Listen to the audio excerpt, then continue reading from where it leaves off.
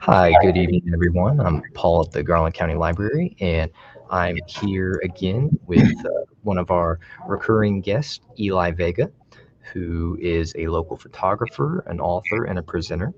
And I believe this is his fourth program with us. Does that sound right, Mr. That Vega? sounds about right. Sounds about right. Yeah. At, Oh, le- at least our fourth virtual one. So if you enjoy what you watch tonight, you can go back and find those in our archive on Facebook or YouTube.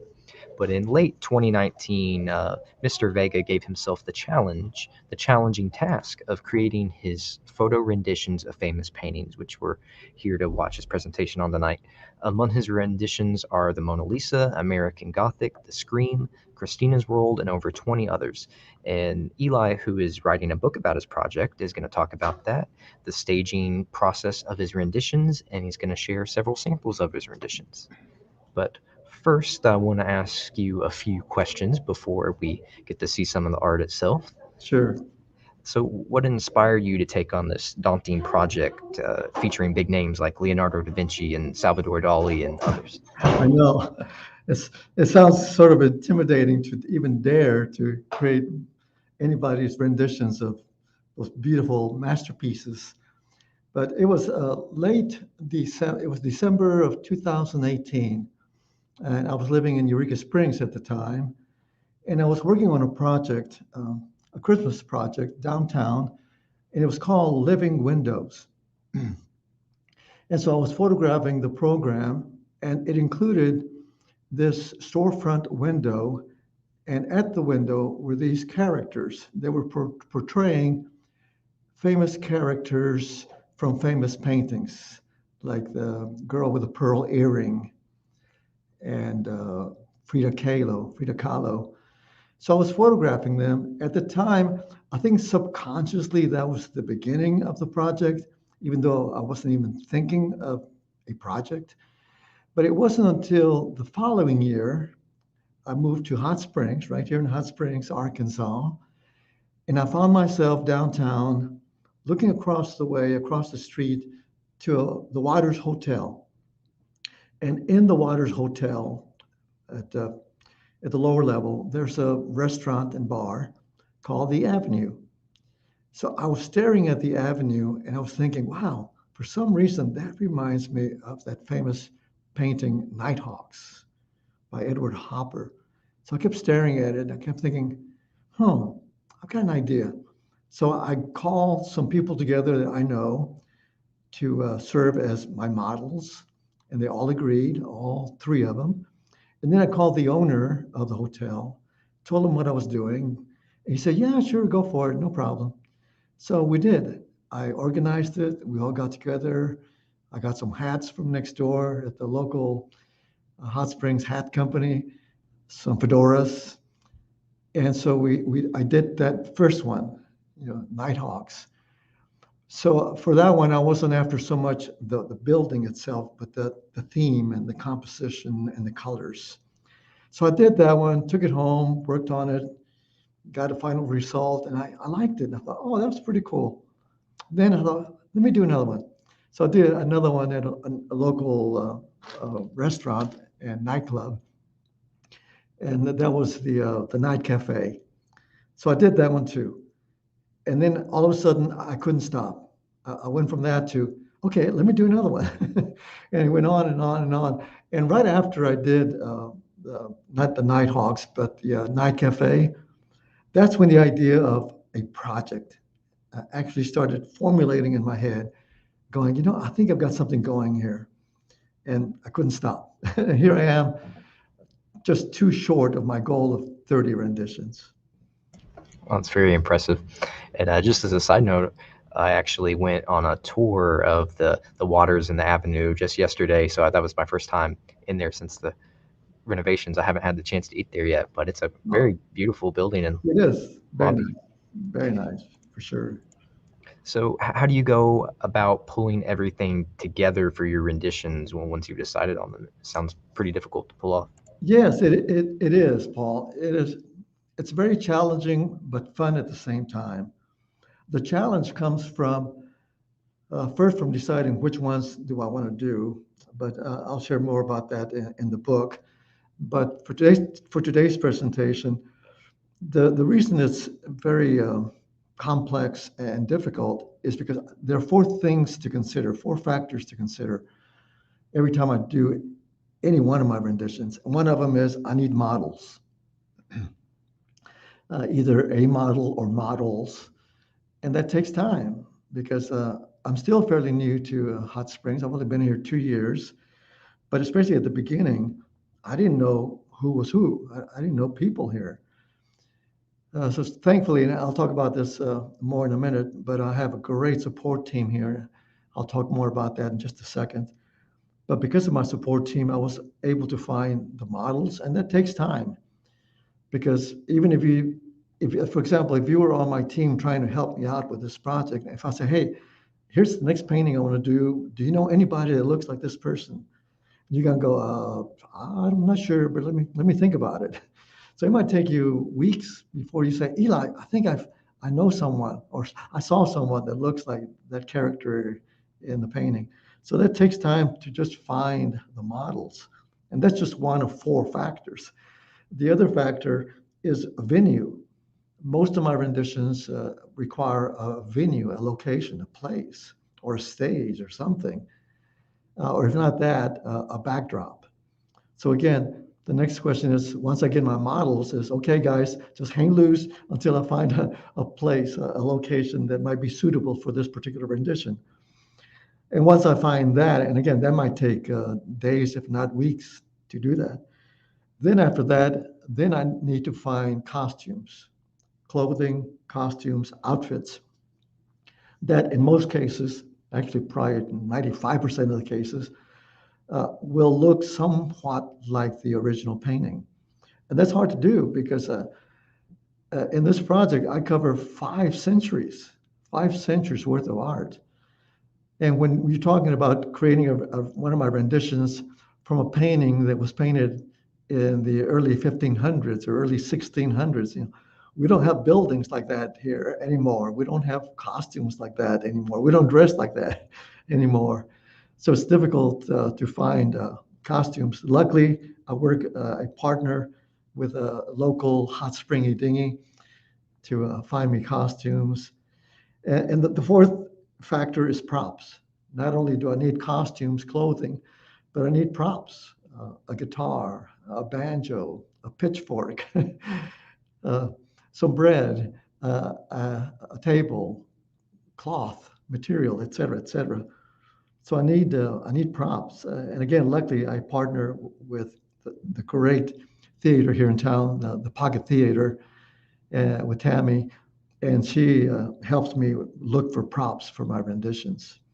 So yeah, all those four factors, by the time you put it all together, it takes a while. Probably the longest one was American Gothic, which is the first one I'm going to show tonight. That took about 3 months to pull together. That's a long time. It was that difficult. It sounds like challenging and lengthy enough to do once, but you've done it over 20 times, correct? Yes, yes. Yeah, I've gone through that process, yeah, well, 30 times, because Wow. even for those that do not require a person, uh, as a model, I still have to recreate it. Yeah.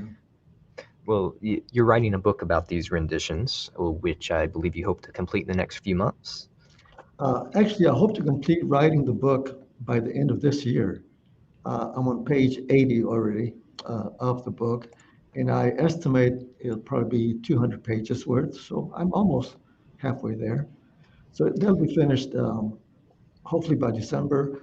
I hope to have the book published by spring.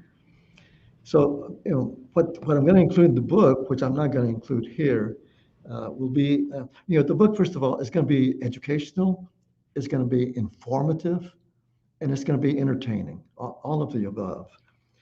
And I'm going to include a lot of detail in the book that I don't have time for this evening. For example, I'm going to talk about who the models are or were for my renditions, where the venues were, where I had to go to create the renditions. And in fact, for some of the venues, I'm going to include addresses, physical addresses, with permission from the venues. So in a way, it's going to lead to what I would call, a scavenger hunt, because people who will read the book, especially those who are local or regional, will read the book and say, "Oh, I wonder where this place is that Eli created this rendition." They'll want to drive all over Hot Springs to see these places. So, in addition to the venues, I'm going to include the date that the painting was created, the original painting. I'm also going to include the date of birth and the date that the artist died, so the readers can put all that into perspective. When they read the book, they'll say, okay, this artist lived from this date until 1924. This rendition, or the original painting of the rendition, was in 1920. So it gives the reader a sense of where in the artist's life this painting was created. And are they going to be presented in chronological order of the original, or In chronological order, did you of say? of the yes, of the original painting? No, they won't be in chronological order necessarily. No, it'll be sprinkled throughout the book, and there's a reason for that, Oh, and the reader will see what the reason is. interesting. Yeah, but I'm also going to include the props, the costumes, and where I got them from, and so on. And probably for what I call left brain readers, those who are interested in, okay, I read about where you went to and where you got the costumes and your models, and I see your rendition, but how did you finally do the rendition, the final product? So people will be interested in knowing, but how did you actually put it all together? Once you were at home, what did you do?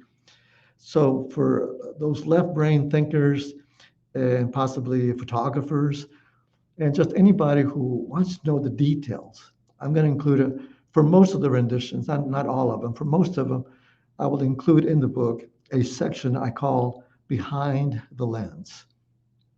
It's kind of like the Wizard of Oz, you pull the curtain to see what's really behind there. So that section will take you into the details about how I actually put it all together behind the scenes. So that'll be an interesting part of the book. Excellent. Well, I'm sure people are looking forward to seeing your presentation and all of the renditions and hearing what you had to say. Is there anything else you would like to share before we get your presentation started? Well, just that you will only see 15 of the 30 renditions. So you won't see all 30, but in case you're curious, some of the artists that you will not see tonight, but that will be included in the book, are artists like Pierre Renoir, John Sargent, Andy Warhol, Georgia O'Keeffe, Rene Magritte, Marcel Duchamp, Monet, and Jason Pollock. So yeah, there are so many they'll be in the book, and you will only get to see 15 this evening. And I'm looking forward to sharing these with everybody. All right. Well, if anyone that's watching live has any questions or comments for Mr. Vega, we'll address those at the end. But for now, I'm going to turn it over to you and get your presentation loaded up on the screen for you.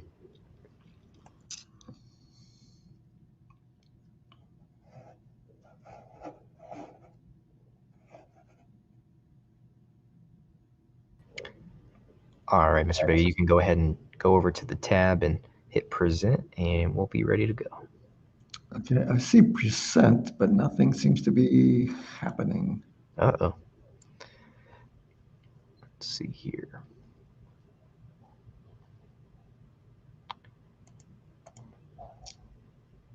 We'll Well, figure it out. so you're clicking on present and it's not loading? Yeah, I see a small screen. Okay. I don't Let see the me, large screen. um, I just see the small screen. Ah, there it is. Okay, I'm clicking on present. Nothing seems to be happening. how odd. Um, Well, I can actually share it on my end, and I could control it as Okay. a alternative. And All right, I'll just ask you when to move to the next one. works for me. Great. Give me just a moment to get that loaded up. That'll work.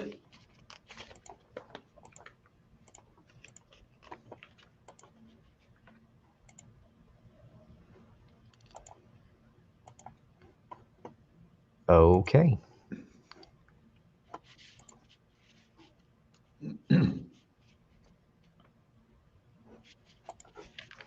Can I click from here, Paul, or No, only? no, I'll have to control Okay. it on this end, but I'll wait whenever you give me the cue. Yeah, go ahead. Go Okay. ahead. Go ahead. Okay. Click one more time. Once again. Great. If you could stop there for a second. So my first rendition is going to be American Gothic that you see here. But before I show my slideshow, I just have to acknowledge and give credit to my support team. I have a great support team that, this project would not have been successful. I could not have done this project, could not have completed this project without my support team. So the role of my support team is to help me find models, props, and venues. And as I mentioned earlier, those three are so difficult to find. So they've done a great job at helping me with that and just supporting me and sending me emails and correspondence saying, "Hey, Eli, wow, I really love that one," et cetera, et cetera. So let me share my support team. It's a very small team, but very, very powerful and very effective. Beginning with Bill Burrow, our city's city manager. He has been great. Becca Clark, who attends my church and also was previously a city director here in town. Shannon Leduc, who's the director of business development at our local Chamber of Commerce. And then there's Joanne Mangione. She's the owner and editor of the local Spring magazine. So I just have to give a shout out to them. They've been great. So with that, let's move on to the actual slideshow. Go ahead, Paul. One more time. Okay, so American Gothic. This took me like 3 months to put together. It was difficult. It was very complex because there's my models, there's the props, and the most difficult part for this one was the farmhouse. Where in the world am I going to find a farmhouse that was built in American Gothic style, thus the title of the painting, here in Hot Springs in 2021? And I tried everything. I couldn't find it. Long story short, I had to go to Colorado to find a replica of this house to complete my project. So I did it, finally did it. It required a lot of fancy software work to pull it off, but I did. So let me share with you now my rendition of American Gothic. So there you have it. Uh, my models, Tanya and Jesse.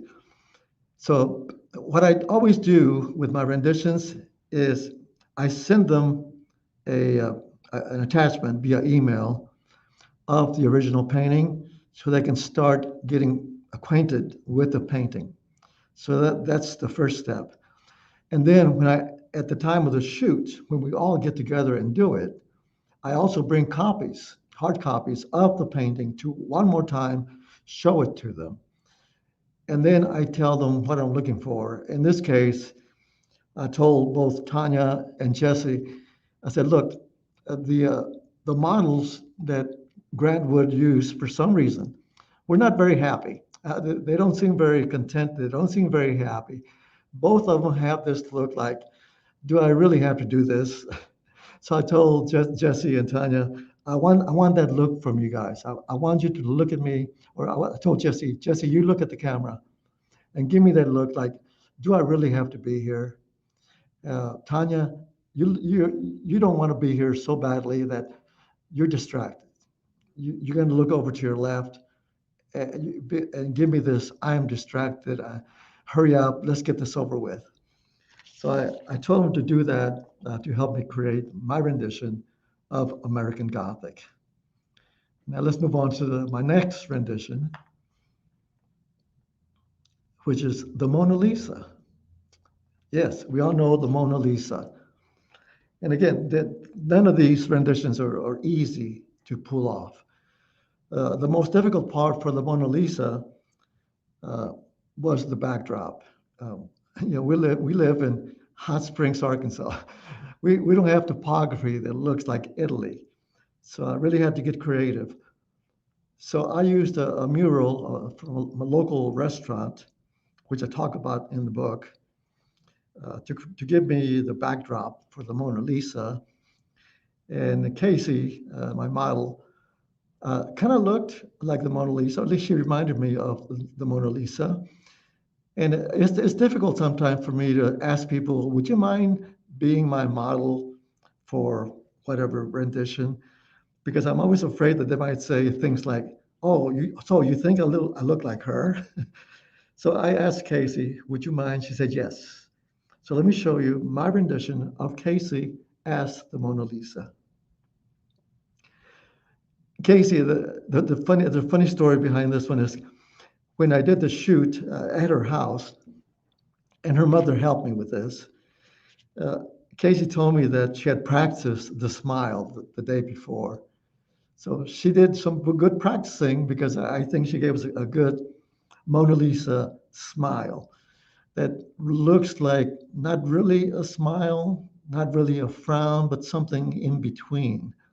Now, before I show you the next one, I photographed the Mona Lisa in 2020 when we were all in the middle of COVID 19. So it occurred to me just for fun to photograph Casey with and without a mask. So let me show you Casey with a mask. So there you go. Photograph Casey with a mask, with a Mona Lisa mask. Thank you, Casey.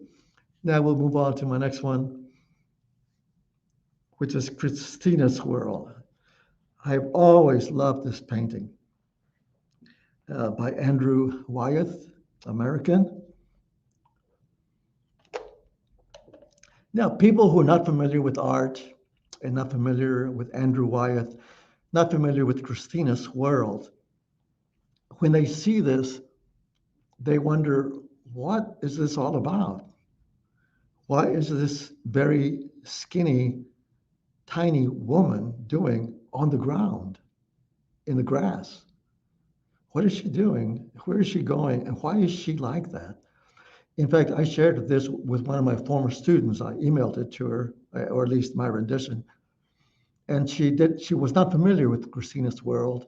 And she emailed me. She said, after I explained to her what the story was, she said, "Oh, now I understand. So let me share with you just a tiny bit of the story." Andrew Wyeth had a neighbor. His neighbor had a daughter. Christina was her name. And Christina suffered from a physical, muscular degenerative condition, and she couldn't walk. But she was such a proud young lady that she didn't want people to see her in a wheelchair. So she would go about her business, often just crawling. One day, out of his window, Andrew Wyeth saw Christina in the distance on a hillside crawling. And that's where he got the inspiration for Christina's world. And I got my inspiration from Andrew Wyeth's Christina's world. So now let me show you my Christina.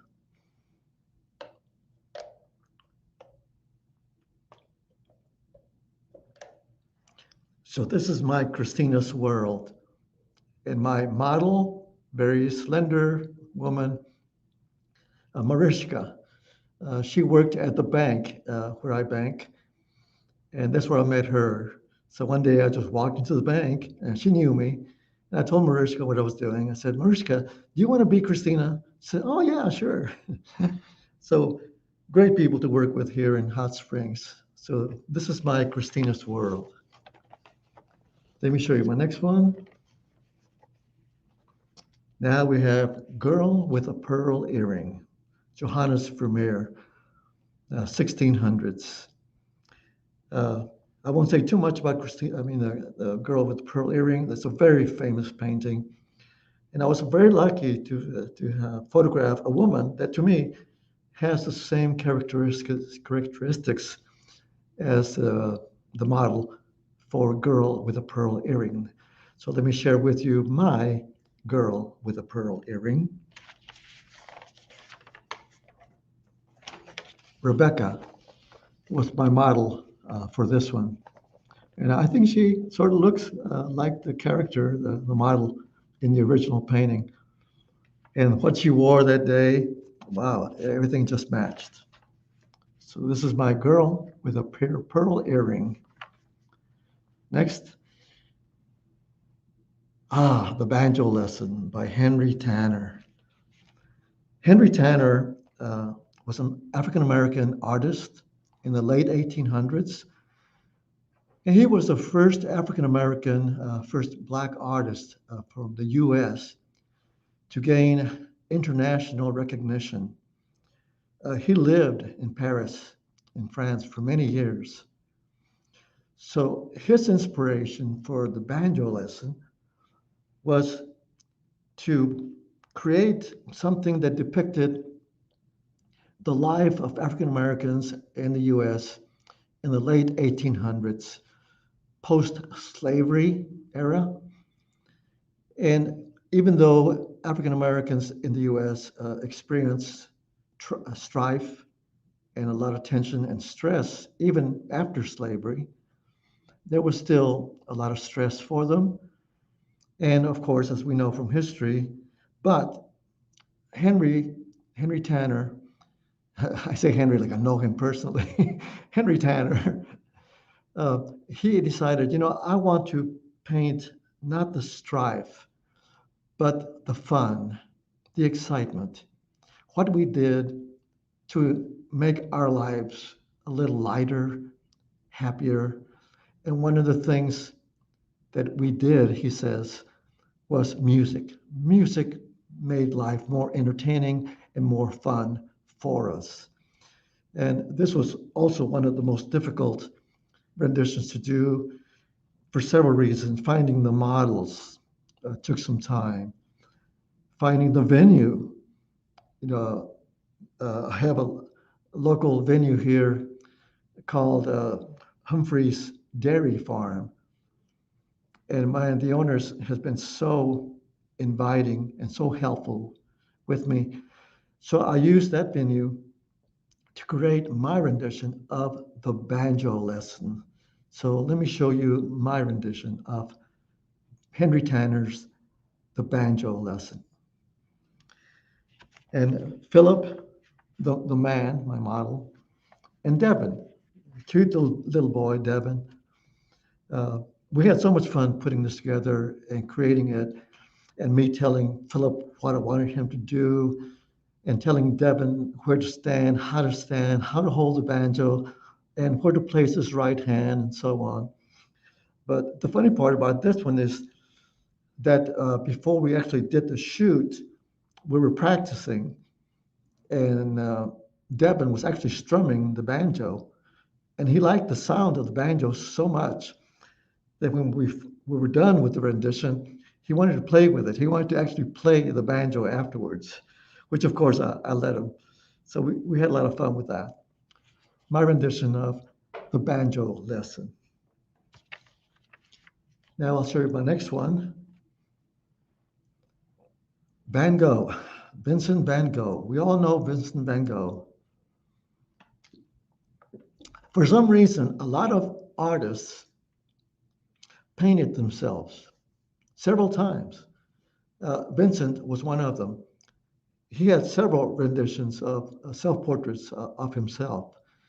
This is just one of them. Another one he has, by the way, Vincent Van Gogh is the guy who cut his ear off or half his ear off after having a heated argument with a fellow artist of his time, of course. He had a heated argument. He was so distressed and so upset, so angry that he actually cut off half his ear. And the story goes he actually mailed it or delivered it to his fellow artist. There's more to the story that I go into in my book. So he's the one that did this. The interesting thing about Van Gogh and other artists is he's suffered in his lifetime from mental stress. Today we call it mental illness. So he suffered from that a lot. And so it was a coincidence that the model I used for my rendition of a self-portrait with a straw hat, he also suffers. And his challenge is mental illness. I know him well. In fact, I am his caregiver. And I'll share more about that later in my book. So Jeff, let me show you Jeff, my model for self-portrait with straw hat. And just like Van Gogh, I instructed Jeff, I said, look, I don't want you to even try to look good looking, to try to look good. I want to see you stressful like Van Gogh. And this is what I want you to do. I told him what to do with his lips, his head, his face, his eyes. And it took a while to create this one. And I noticed when I was creating it that Jeff was getting a little uncomfortable. He was getting a little stressed about it, and which really helped because you can see it in his face. It's kind of like, okay, are we done yet? He has that look of let's get this over with. And I even messed with his hair on this one. I even messed with his hair to give it that look. So there's my self-portrait with a straw hat. There you have it. We'll go to the next one. A boy in a red waistcoat, Paul Cézanne. I like this painting, so simple. Just a boy standing there with what I call a red vest, but he titled it Red Waistcoat. He painted several boys with a red waistcoat, actually, and he called one of them Boy in a Red Vest. And I think personally that he should have called this one Boy in a Red Vest. But who am I to outthink Paul Cézanne? Well, let me show you my rendition of a boy in a red waistcoat.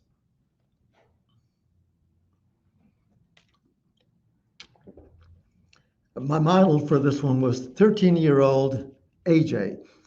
I had fun photographing AJ. Being as young as he was, I could tell that he was a little nervous with the whole thing, or at least I thought he looked a little nervous. At one time, he gave me the okay sign right in the middle of the shoot. But I was trying to get serious, and he gave me the okay sign with his hand, with his right hand. I said, okay, yeah, it's working, AJ, it's looking good. So we had fun with AJ, with Boy in a Red Waistcoat. Now let me move on to the next one. Uncle Sam, I Want You for U.S. Army. James Montgomery Flagg. A lot of us are familiar with this painting, which ended up as a poster during World War II. And of course, we were so engaged and so involved in the war that this poster was placed everywhere in the U.S., trying to encourage young men in the U.S. to join the U.S. Army. Now, when I look at this painting, if you put your hand over "I want you for U.S. Army" and you blank that out, and I've done this, and when I see more than the poster and the meaning behind the poster, what I see is a parent pointing at me, a child, saying, "Do as I say, not as I do." So I was playing with that notion, with that idea of do as I say, not as I do. And that led me to creating my rendition of this painting and this poster. So let me show you what I ended up with. Do as I say, not as I do. My rendition of Uncle Sam, I Want You for U.S. Army. And Bob, my model for this one, yeah, he was great. He looks very much like the character in the painting. And I had to direct Bob as to where to place his hand and his finger, because at one time he was putting it a little too high, covering his mouth, a little too low. So I do that with all my models, do this, do that. But here's Bob as Uncle Sam, do as I say, not as I do. Okay, move on to my next one. This is different. Two dancers entering the stage. The Spanish artist Edgar Degas. Degas painted several paintings with ballerinas. He had a fascination with ballerinas and the stage performance. Uh, so he enjoyed that part of his life, of his culture. And so he had different renditions. I chose this one. I like this one. And so again, I had to find ballerinas. Well, this is not something that I am into. I love the painting, and I like ballerinas, but it's not something that I'm into. So I really had to think about, okay, I don't know any ballerinas. I don't know of any stages, performance stages, other than the pocket theater. So I had to rely on my team, my support team, and they helped me find the venue for it, the Muses here in town. And the Muses led me to someone else here in town who has a school uh, of, where he teaches dance, and he has ballerinas, young ballerinas. So I went to one of his rehearsals here in town, and he said, "Hey, as you're watching the performance, the practice, you tell me which of these 10 students you would like to use as your ballerinas for two dancers entering the stage." So I picked two of the 10 or so that were performing or practicing that day, Chloe and Annabelle. So let me show you how Chloe and Annabelle, or what they did to help me create my rendition of two dancers entering the stage. Here's Chloe on the left, Annabelle on the right. They did a great job uh, of helping me create this rendition. They just did. And one thing I didn't do, I set up my camera. I had everything in the stage the way I wanted it, the lighting the way I wanted it. But when I said, okay, when I say go, you position yourself the way the characters in the painting did. Well, as you can see, Chloe, all she did was give me this pose, which I wanted. She did a great job. But Annabelle did what she was supposed to do. She did it great herself. But because I'm not familiar with ballerinas, I didn't know that ballerinas grow 3 to 4 inches when they do what Annabelle did that day.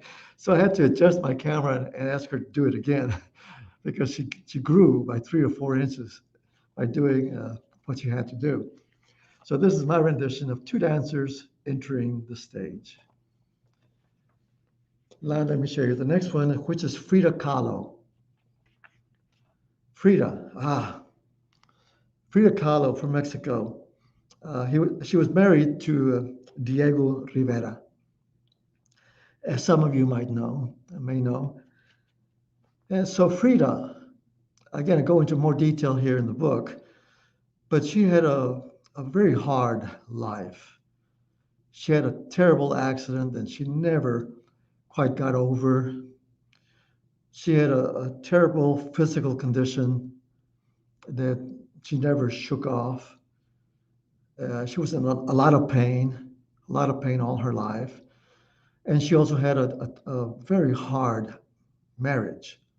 So you combine all three, and Frida just led really a difficult life.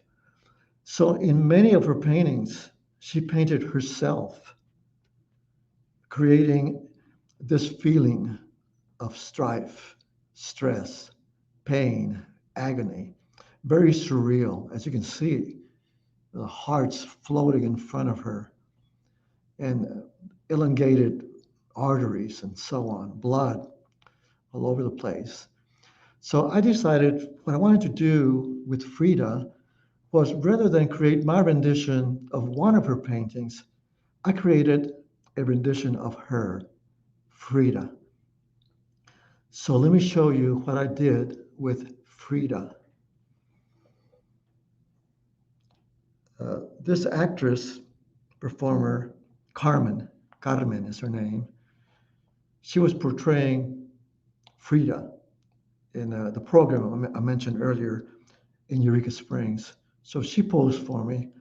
And as you can see, her costume, her eyebrows were very, and even the earrings were very much Frida Kahlo.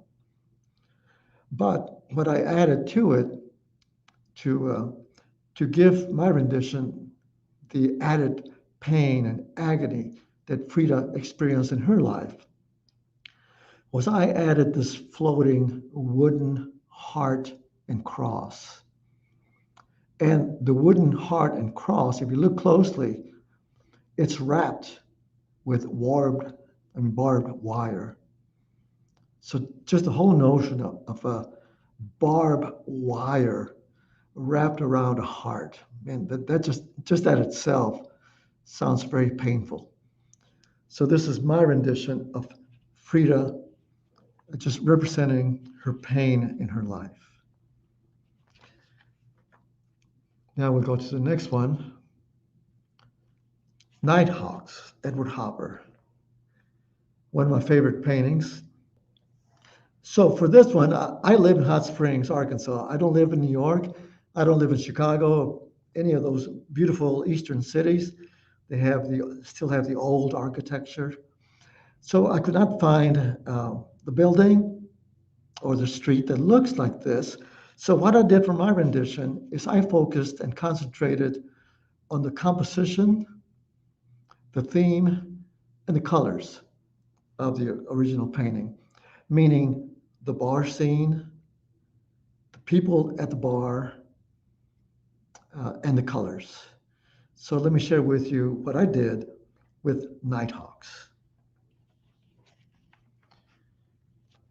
So Rico on the left, Lynn in the middle, and Becca, the woman in my rendition, were my models for this. The Hot Springs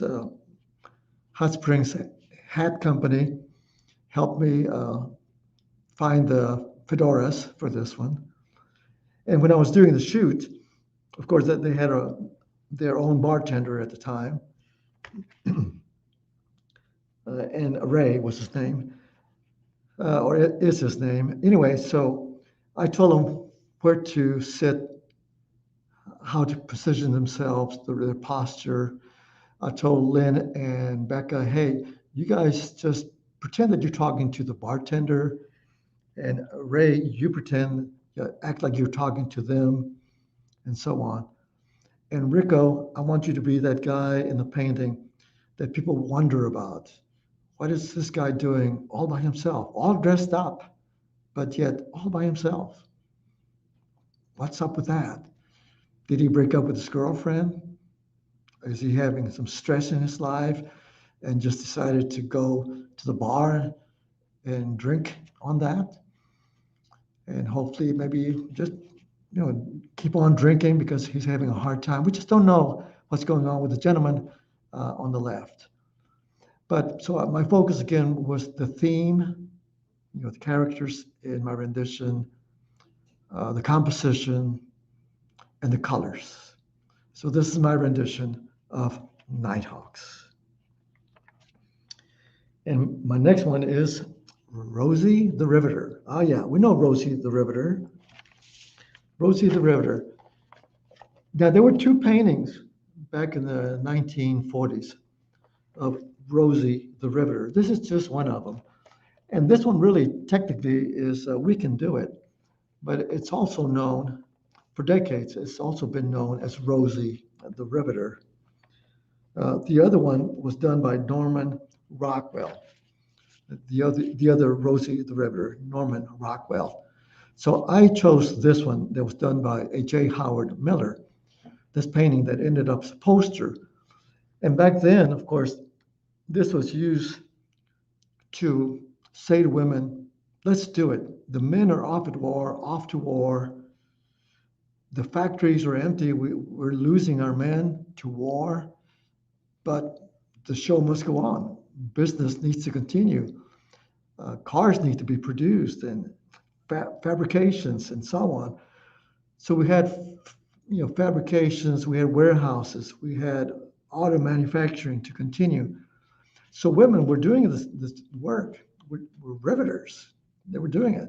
So this poster was saying to, especially to the country and to women, hey, we can do this.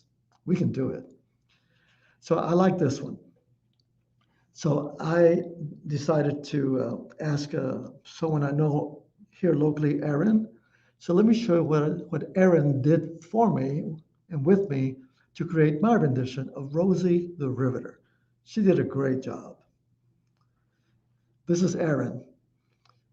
Erin is an artist. She also owns a gallery here in town, Emergent Arts. So she wears so many hats here in town. An artist, gallery director, and owner, and she also helps us with the city, what we do here in the city politics. She's involved with city politics. She's a city director, so she does so much for Hot Springs. But she was my great model for this one. So as she was modeling for me, I was telling her where to put her left hand, her right arm, and so on. And I told Erin, now give me a stern look. I want a stern look. And as you can see, she did. She gave me a great stern look. And she, in this photograph, in this rendition, it's so unlike Erin. She's humorous, she's funny, she's always lively, always laughing.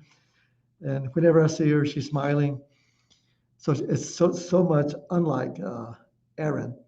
But she did a great job. She did what she had to do to give me and help me with Rosie the Riveter. Thank you, Erin. Now we'll go to my next one, The Old Guitarist. Ah, yes, Pablo Picasso, Spanish. So I pronounce it Picasso, Pablo Picasso. But yeah, Pablo Picasso did so much great work. And this is one of them, The Old Guitarist. I love this one. So I share the story behind the painting in my book. For today, I'll just say that for me, before I understood the meaning behind the painting and the story behind the painting and why Picasso painted The Old Guitarist, to me, I see what appears to be a homeless person by today's definition, by today's standards. I see a homeless person, a skinny homeless person, starving. He hasn't eaten much in days, weeks, and he is strumming his guitar. So that's what I saw. So I went with that, and I found a model. In fact, my model for this one was another artist here in town, Jim. Jim Larkin was my model for this one. Jim helped me say, yeah, I'll be glad to do it, Eli. And so I asked Jim, at the risk of him saying, really, do I look that skinny? And he doesn't look this skinny, but he's very slender. And I was afraid that he might say, oh, so you think I look this old? But no, he took it in stride and was more than willing to help me out. He did a great job at helping me create my rendition of The Old Guitarist. So let me show you what Jim did for me. He did a great job. I did this one in my studio. So thank you, Jim. Good, great work. The Old Guitarist, Pablo Picasso. Now let me move on. We're almost at the end here. The Milkmaid, Johannes Vermeer. And this is one that I almost didn't do because, wow, a little intimidating. Such a classic, such an iconic painting, early 1600s. So it took me a while to decide to actually do this one. I knew it was going to be difficult because, 1600s. We don't have buildings that look like this. We don't have clothing like this in 2021. But the more I thought about it, the more I thought, I think I can do it. So I called my friend Luther at Humphreys Dairy Farm. I said, Luther, I want to go back and visit the dairy farm. Let me look at it again because I want to see if maybe you might have something that might work for me. Luther says, come on over. So I did. And yeah, I found a corner of the room where we did the Milkmaid.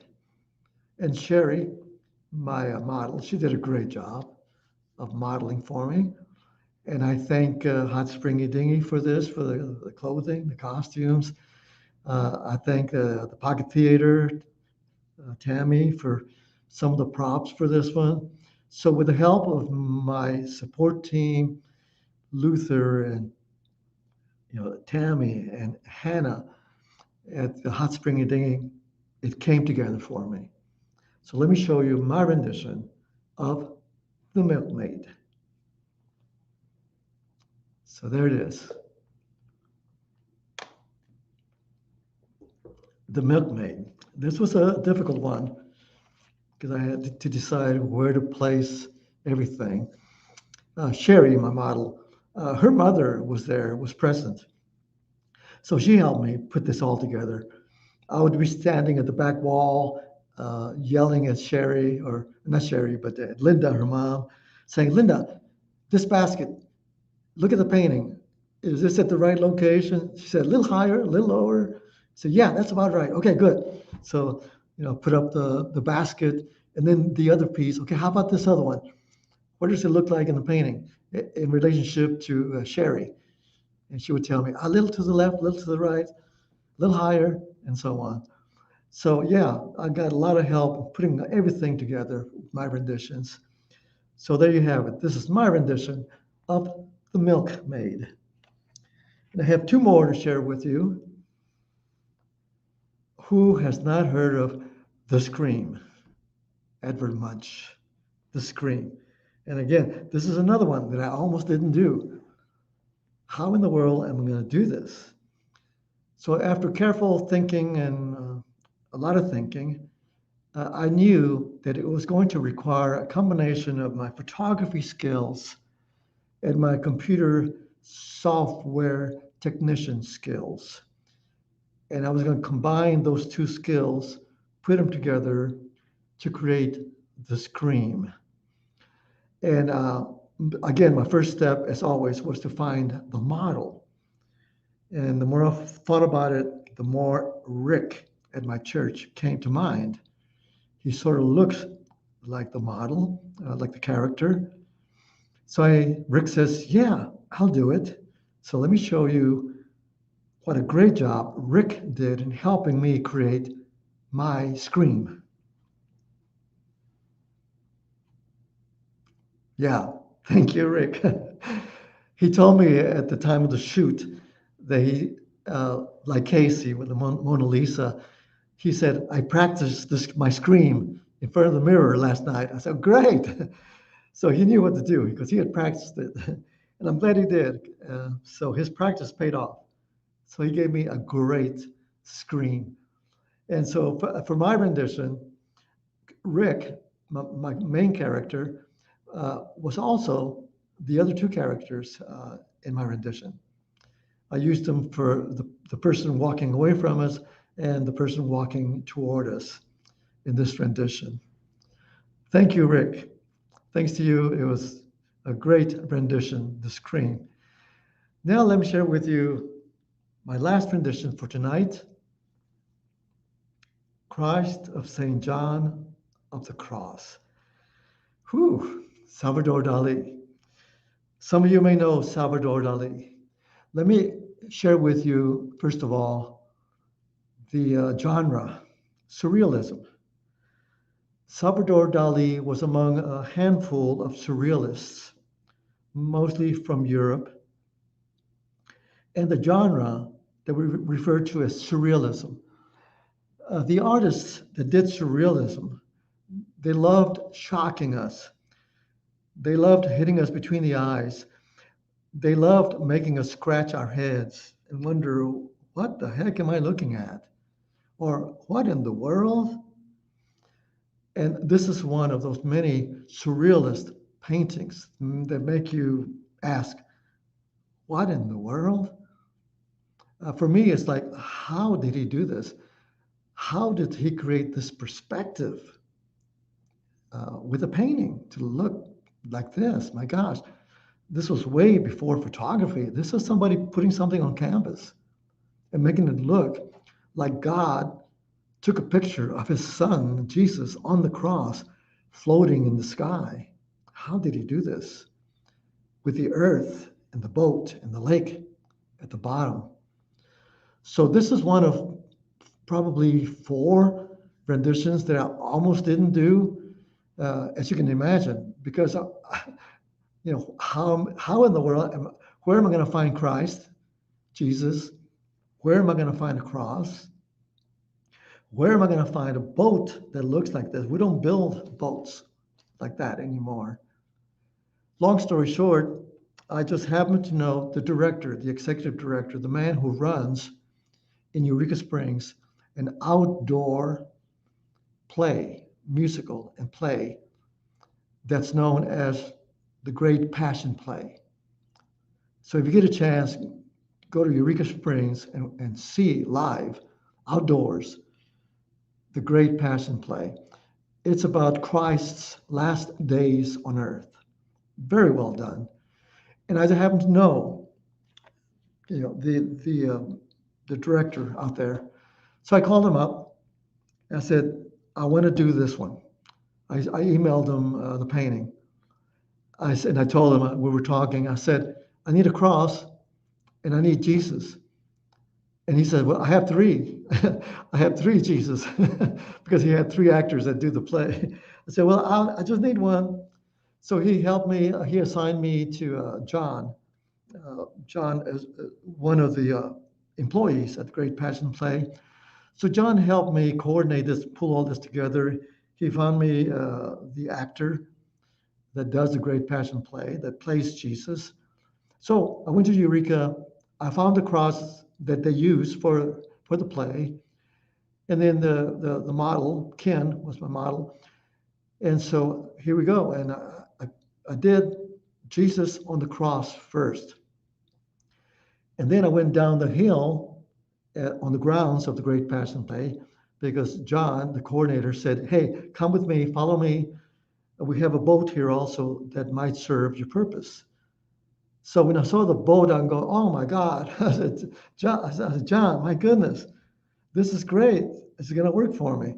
So I knew that I was going to take my photograph of Jesus on the cross and my photograph of the boat and the lake and combine them, put them together using my computer software technician skills. Take my photograph of Jesus on the cross and the other photograph, put them together.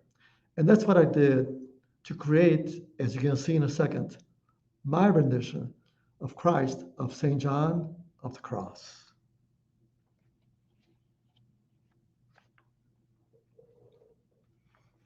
And there you have it.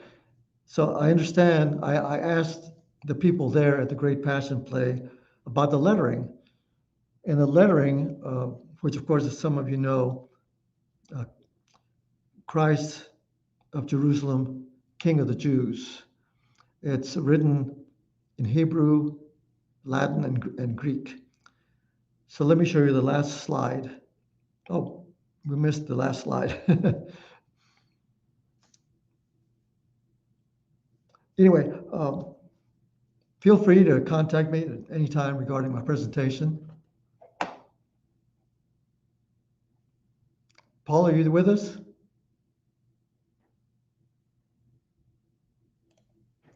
Paul, are you with us? Yes, I am. I had a little issue on my end here. Oh, okay, okay. Sorry about that. Let me. All right. Is it possible to show that last slide Yes, I'm pulling that right back up. just before? Because at this point, I would love to entertain any questions that people might have. Just click 2 or 3 times here, and the whole slide will come together for you. Yeah. So is it okay to keep this up as we talk here? Yes, yes, Okay. absolutely. So All right. yes, I'm ready to entertain any questions if you got any, if you have any.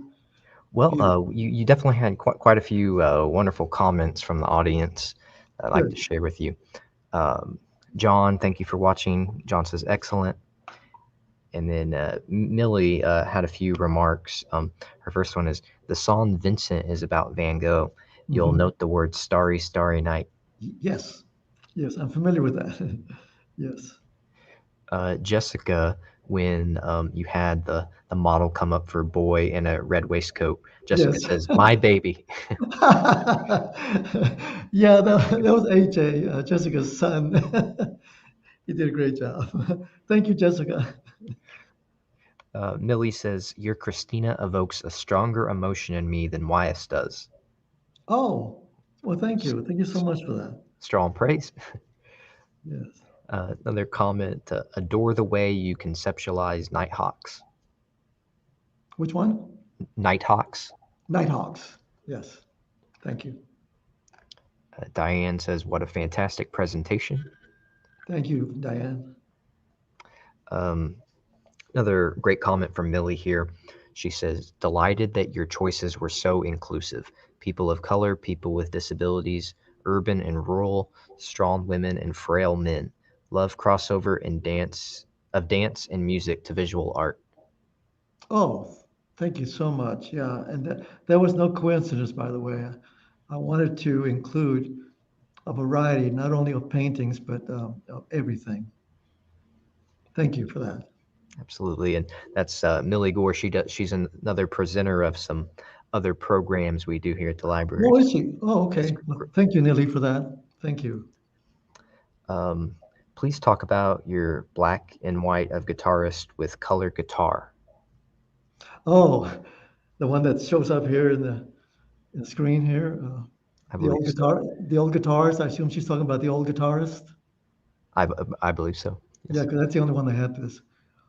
Well, I go into detail in the book, but just briefly, what this requires it was some fancy footwork in terms of photo editing software. So, of course, my original was all in color.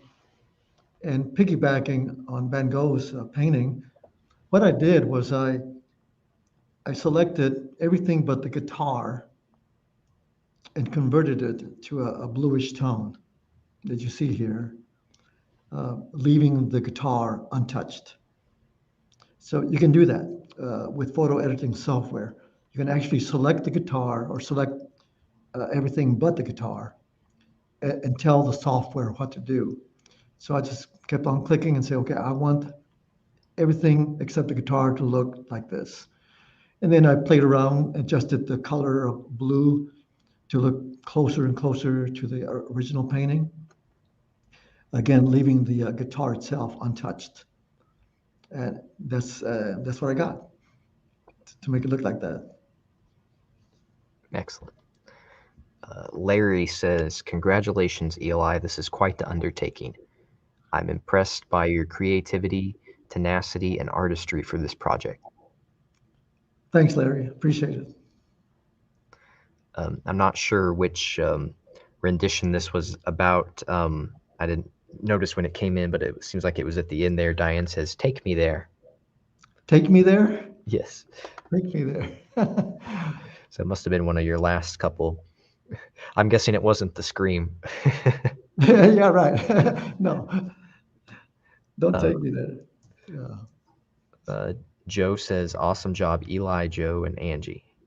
Ah, thank you both. Thank you both. I'm glad you had a chance to partake and visit with us.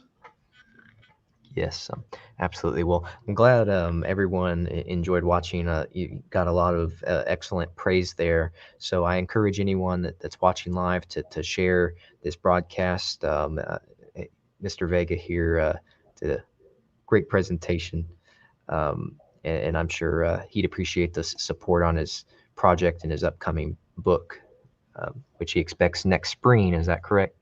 Yes, yes. And one last comment I'll read off. Gregory says Paul McCartney wrote a song about Picasso, or wrote about Picasso. Oh, I'll need to do some research on that one. Did you say which one or no? No, it says Paul No, McCartney wrote about Picasso. Picasso. Gregory, do you want to share which one you're talking about? Um, so, Mr. Vega, are there any other remarks or thoughts you'd like to share before we wrap up tonight? Uh, really, actually, I want to emphasize. I get kind of emotional about this, but the people here in Hot Springs, wow, people here have been so understanding and so helpful.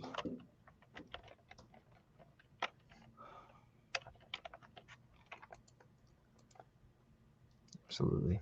I can't thank the people here in Hot Springs enough. Gosh, and so this wouldn't be happening.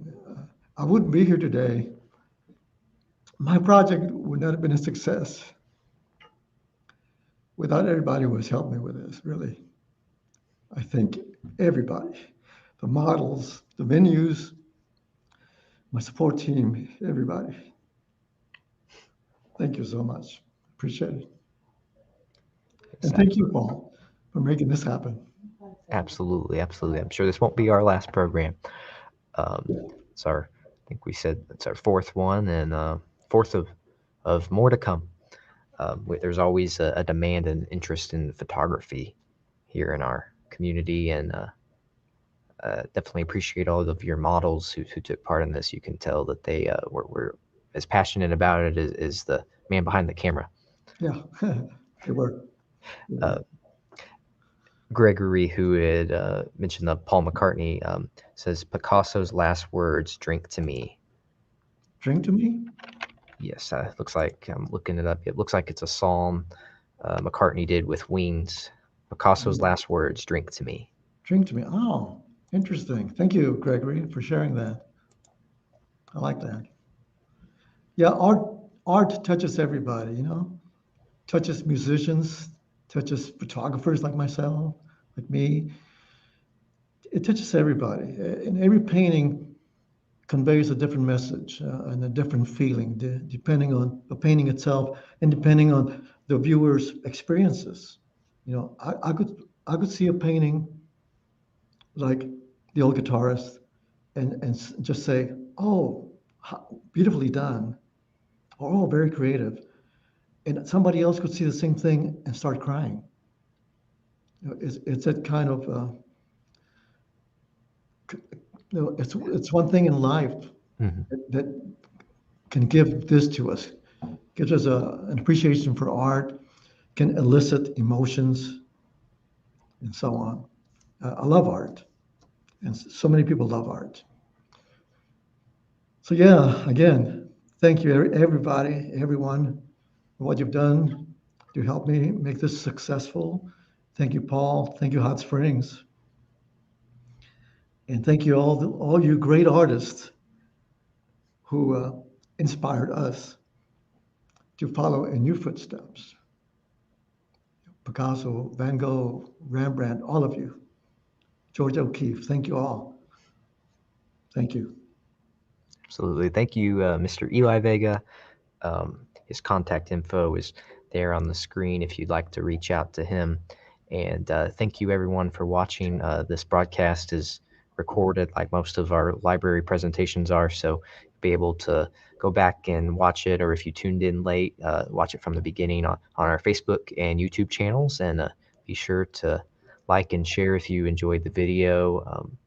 It helps a lot. And once again, thank you, and thank you for bearing with us on those minor technical difficulties. We had one little one at the end and one at the beginning there, but it wouldn't be a live stream without that.